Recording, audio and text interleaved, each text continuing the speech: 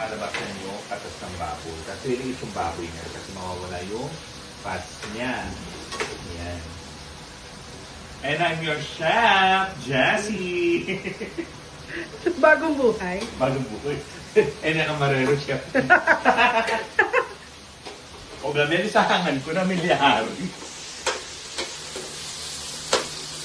Yan. It's adobong pork with chicken and egg. Yan.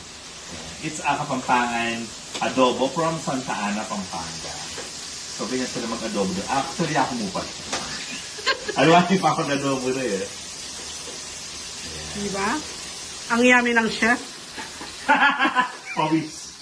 Pawisan ng bumbunan. So, parahin tayo pa mong lumambot. Halo? Ay! Grabe rin mouse ko. A few moments later. So, nilagay na natin yung chicken. Ay! So, actually, half chicken, half baboy. Yung kilo nito.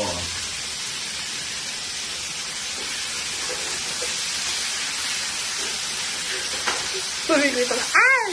Diba? Kasi pumuputok siya.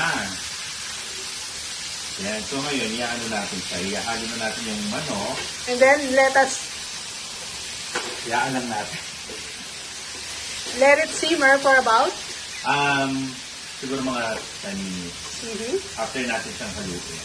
Ayan lang natin silang para mapinto sa sarili ng mga mantika. Kasi yung chicken, meron sa sariling mantika na kapag naan talaga sa lalabas dito. At really ito manok. Ang bango. Diba? Ang bango. Of course. Ang bango. Ang bango. Ang bango-bango ng bulaklak. Paano ni Ma'am Liz ba?